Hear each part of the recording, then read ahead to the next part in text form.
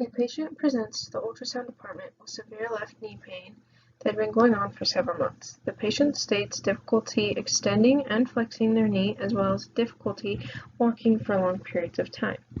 The patient had fell about 3 months prior to this pain beginning and had received prior testing. X-rays and lab work were all showing normal results for nothing indicating a break, arthritis, or infection. So the patient's doctor ordered a venous leg ultrasound in our department to check for DVT. We began checking for DVT, the common femoral vein and the femoral vein all look clear. However, when we get down to the POP-V, our protocol is to check around the popliteal fossa for possible superficial clots in like varices or bigger cysts that could possibly be causing the patient pain. As I check the popliteal fossa, I see a large hypoechoic space just medial to the POP-V. The patient also tells me then that as I'm running over this area with my transducer that it's causing them more pain. So once I finish the rest of the DVT study, I go back to this hypoechoic area. I have the patient turn to a prone position so that I can reach it easier, and I take multiple images of this area. I check for blood flow in multiple spots. I take many pictures and scan through it. I do a cine of it for them, and then I take measurements at the widest spots I can find, both longitudinally and transverse. So Baker's cyst can be the result of injury, trauma, or maybe an underlying cause such as arthritis or a meniscal tear. Baker's cysts are caused when the synovial sac and the fluid in the sac in the knee joint bulges posterior, and it comes out posterior. It can cause a bulge on the skin. Sometimes there's no bulge there, but just a lot of pain. They can often resolve on their own, and patients won't even know about them. Or when they've been there a long period of time, patients can start to have pain and inflammation from this. Imaging is helpful in diagnosing a Baker's cyst.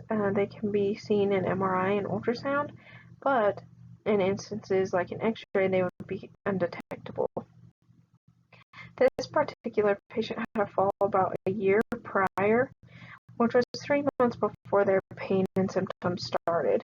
Although the symptoms are most likely unrelated, it is an important part of the history to include in the exam.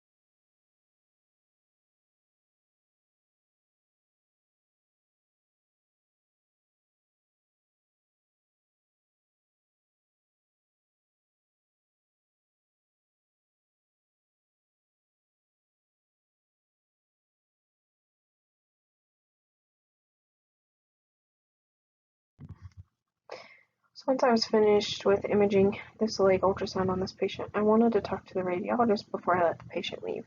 This way, if there was any additional imaging that he wanted or any questions I could answer before the patient left.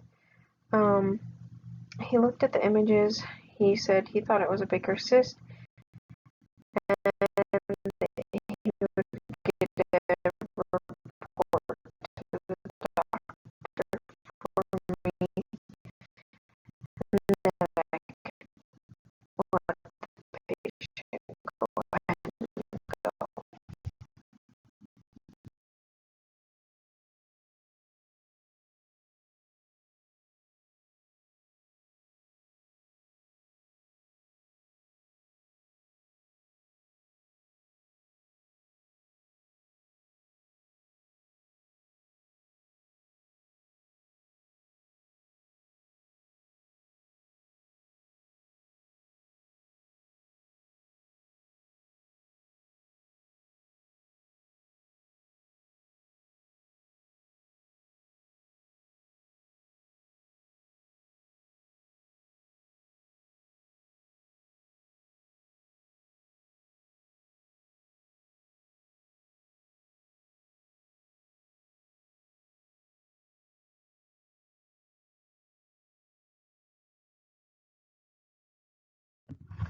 With a Baker cyst, there are several treatment options that the doctor and patient can discuss.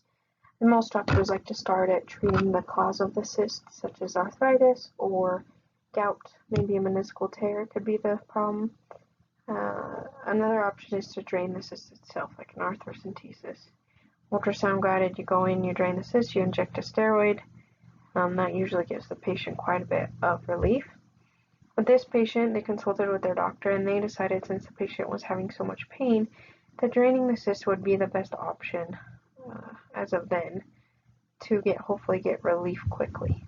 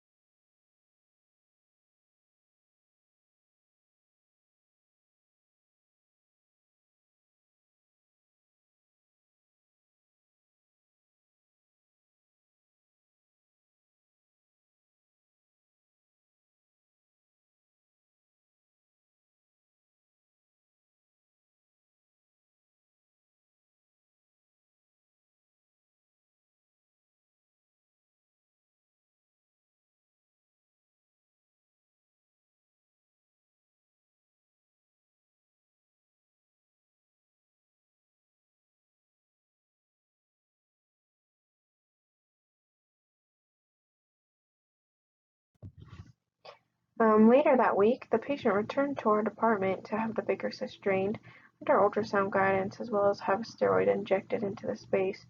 This steroid often gets right to the joint capsule and can offer more relief with swelling information. We take more images pre-drainage, and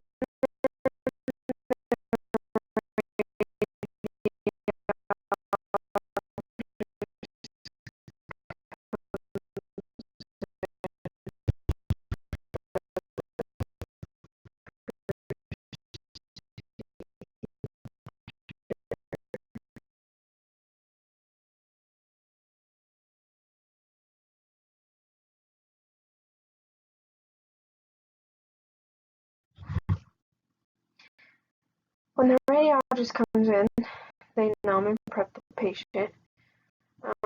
They then use the ultrasound guidance to insert the needle and make sure that it is correctly in the Baker's cyst in order to drain the fluid.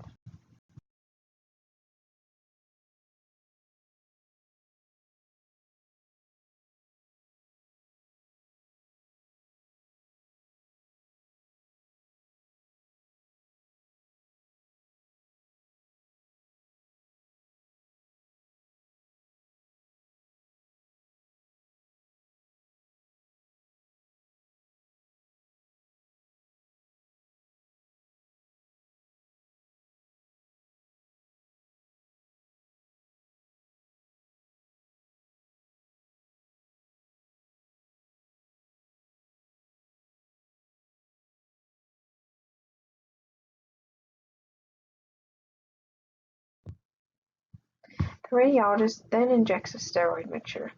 We are in a little facility, so we have a group of radiologists that rotate at our facility. The steroid mixture varies depending on which radiologist is there that day, and it can vary depending on which doctor ordered it. Sometimes they have a special mixture that they like. This should give the patient relief right away because the pressure has been reduced from draining the cyst. Then the steroid goes to work to continue giving relief.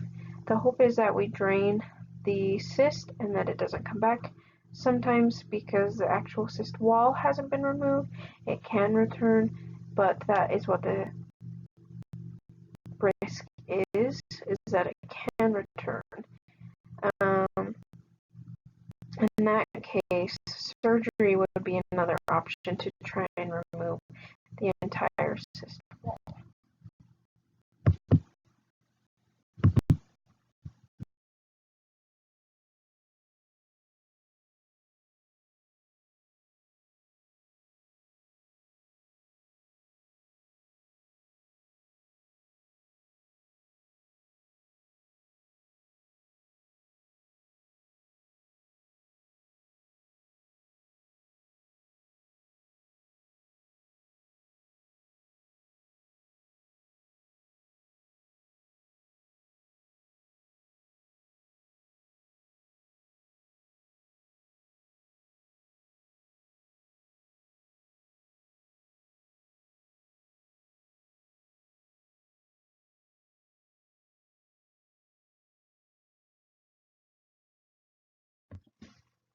Finally, we take some imaging after the procedure. If there is any fluid, we take a measurement of that. Otherwise, we document there's not enough to measure. This way, we can indicate the significant difference in the space before and after. Aftercare from the procedure is easy, and we tell the patient to keep an eye on it, watch for signs of infection. If redness or swelling occurs, then they need to call us or their doctor immediately. We tell them to stay out of hot tubs or swimming pools for about 24 hours to prevent chance of infection, since essentially there is a small hole there. Otherwise, they need to take it easy that day on their leg and not overdo it, and then they can return to normal life as tolerated.